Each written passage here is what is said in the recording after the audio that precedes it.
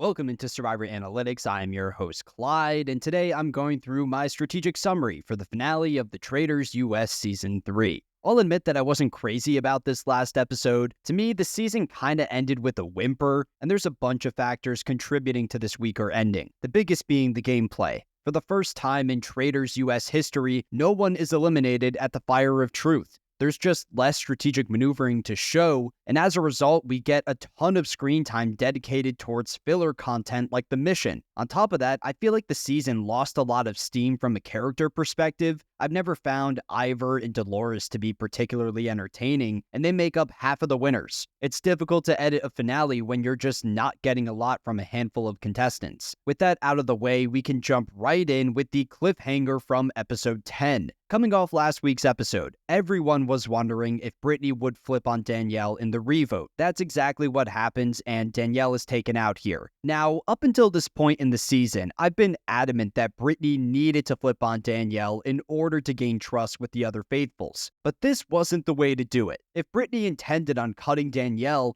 then she should have just done it on the initial vote. By flipping on the revote, Brittany creates suspicion around herself. It looks like Brittany flipped only because she thought Dolores was flipping. This decision was potentially the worst possible move for Brittany, but I think that she was drawing dead either way. In the best case scenario, Brittany keeps the vote tied and Ivor goes home on the coin flip. Even then, Ivor would reveal his identity as a faithful, Danielle would be the next to go at Final 5, and Brittany would be in serious danger at Final 4. So like I said, Danielle is voted out, and in her final speech, she kinda throws Brittany under the bus, hinting at the fact that Brittany is also a traitor. I understand that production wants this dramatic segment of the players revealing their identities, but stuff like this directly impacts the rest of the game. In these social strategy games, I've always believed that a player is eliminated once the votes are read aloud. To draw a Survivor comparison, I think that contestants should not be allowed to leak any information in the time between Jeff reading the votes and Jeff snuffing the torch. That same logic applies to the Traitors. Danielle should have a moment to publicly reflect on her time on the show, but that should not come at the expense of the other players. Anyways, I know that Danielle was a bit of a controversial figure on this season, but I thought that she added a lot to the show. I enjoyed her unnecessary rivalry with Carolyn, her overacting at the round table,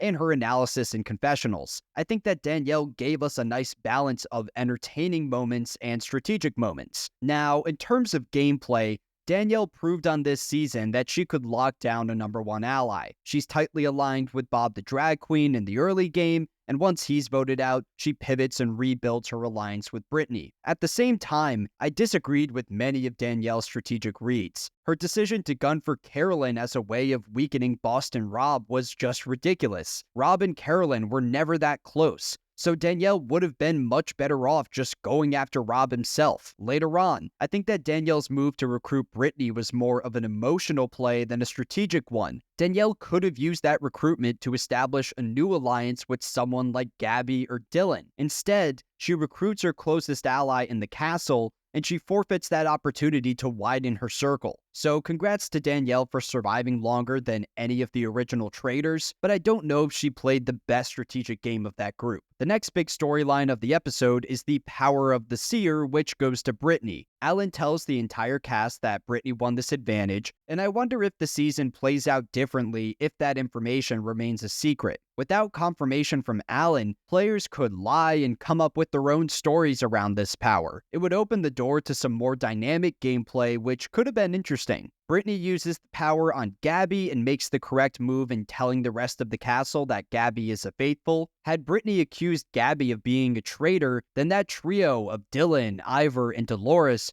probably vote both of them out as a safety measure. A traitor accusation would only happen in two scenarios. Scenario 1 is a faithful correctly pinning a traitor, and Scenario 2 is a traitor falsely accusing a faithful. In both situations, a traitor is a part of this twist, so there's no incentive to keep either party around. I'll also credit Brittany for selecting Gabby in this spot. Brittany knew that she lost trust with Gabby after targeting her in the previous roundtable. Brittany needed another ally in the game outside of Dolores, and this was her attempt at extending an olive branch to the other side of the castle. It's also important to remember that at this point in the show, Brittany intended on targeting Dylan, who was throwing out her name. Gabby and Dylan did not see eye to eye for most of the season, so this was an insightful play from Brittany to pull the numbers in that direction. Moving on to the mission, and let's be honest, who cares? This took up around 20 minutes of the finale, and for what? We increased the prize pool, but that doesn't really matter to me as a viewer. We get to see Ivor, the most milquetoast contestant on the cast, swing around from a helicopter, which is kind of fun. The only important outcome from this mission is the Dylan and Gabby dynamic. They are shown connecting during the helicopter segment, which may have played a role in Gabby later aligning with Dylan at the round table. Let's take a look at the targeting layout where we got Dylan and Brittany gunning for each other, with the other 3 contestants operating the middle. Dylan's reads in this section of the episode are actually really impressive. He pins the fact that Danielle was the original traitor who recruited Brittany for the turret. He calls back to Danielle's comments during her elimination, where she seemed way more upset with Brittany than any other player. Brittany's defense is strong as well. She claims that none of the murders this season greatly benefited her game. She paints Dylan as this hyper-aggressive strategist who will work to navigate to the final 2 with Gabby. My only issue with Brittany's defense is her comments on Danielle. Brittany says that Danielle felt particularly burned by Dylan in her elimination, which is true, but she was clearly more upset with Brittany. The edit makes it seem like Brittany tore Dylan to shreds at the round table, but at the end of the day, Dylan's connections went out. Every contestant, even Dolores, votes against Brittany. I expected Brittany to go out here, but I didn't anticipate a unanimous vote. So Brittany is the final traitor banished this season. I feel that Brittany played a strong game up until the point where Danielle recruits her. During her time as a faithful, Brittany defends herself well in the Boston Rob banishment. She maintains this tight alliance with Danielle, who offers her a lot of protection in the turret. But once Brittany is roped into the traitor circle, she plays suboptimally. She agrees to murder Tom Sandoval, who was a complete non-threat strategically. She flips on Danielle on the revote, which is a very questionable move.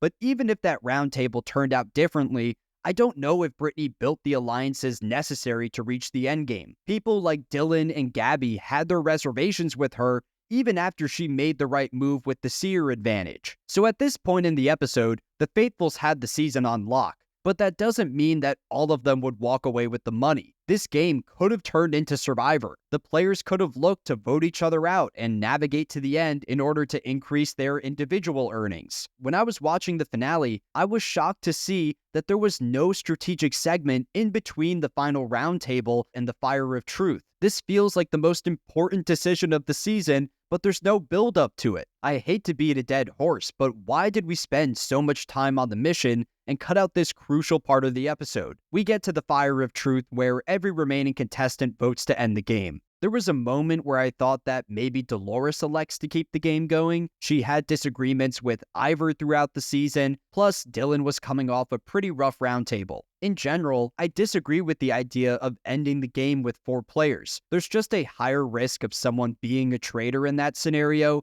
but it ends up working out for them. We can end this video with an analysis of every person to win this season, starting with Ivor. Who would have thought that Ivor would come out on top this season? Every single week, I put Ivor in my 0 chance tier because he was such a non-factor in the edit. Going into the finale, Ivor had the 4th fewest total confessionals on the entire cast. He had less screen time than Wells, who was voted out in episode 2. I guess Ivor was just that boring to the point where production cut him out of the edit despite him winning the show. On the strategic side, Ivor did a great job at cementing his reputation as a faithful. He gets a little heat at the first round table, but after the Wells banishment, Ivor fades into the background. He isn't seriously targeted again until the Danielle banishment. In that stretch, Ivor has some solid reads. He's one of the lead voices of the woman traitor theory that sends Carolyn out of the game. He pinpoints Dylan as a faithful, and the 2 of them vote together every round starting at the final 10.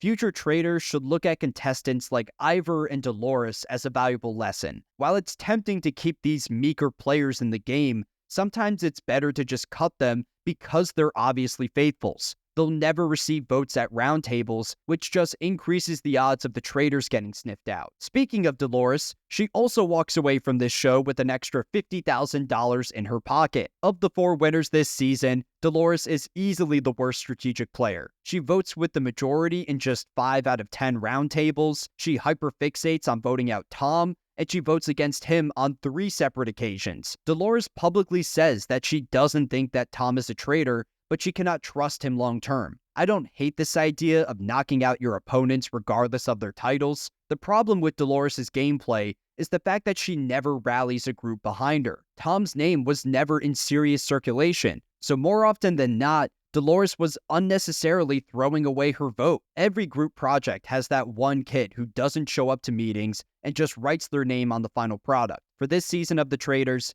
that kid is Dolores. Our third winner is Gabby, who was a real strategic force this season. Of these winners, I think that Gabby overcame the most adversity. Early on, she loses all of her core allies from that Bambi alliance in Nikki and Chriselle. She then loses her ally Carolyn, who was actively campaigning for her safety in the turret. By the time Gabby reaches the late game, she's surrounded by people who didn't really want to work with her, like Dylan and Danielle. Despite all of that, Gabby finds her way back into the majority. Granted, that's somewhat facilitated by the Seer advantage, but Gabby still deserves credit. She leads the Danielle banishment at Final 6, then at Final 5 she has the killer instinct to cut Brittany, even though Brittany verified her status as a faithful. Overall, I'd say that Gabby plays the second best faithful game on the cast. That takes us to the final winner, someone who I ranked as a contender from literally the first episode, in Dylan. On a personal level, I was rooting for Dylan this season. He was one of the lesser-known names on the board, but he's a massive fan of reality television.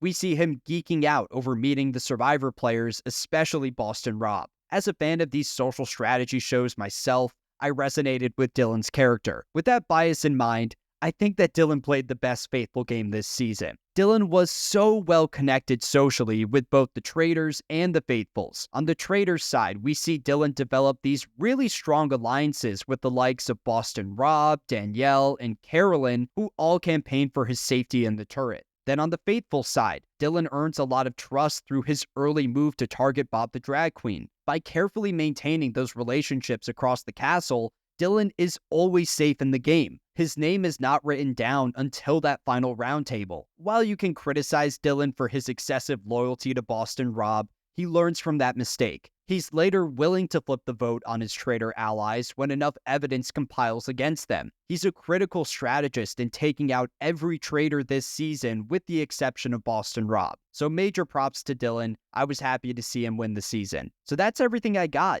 If you've been following along with my coverage for this season of The Traitors, thank you so much for your support. Looking forward, I got even more content releasing on this page. Survivor 48 started 2 weeks ago, and I'll be uploading a podcast every Sunday breaking down the latest episode. In addition, I'm in the process of releasing my ranking of every winning game in the history of Survivor. I'm uploading a video that covers 10 contestants at a time every week for the month of March. All of that is to say that there's a lot more to check out here on Survivor Analytics. Thank you so much for watching.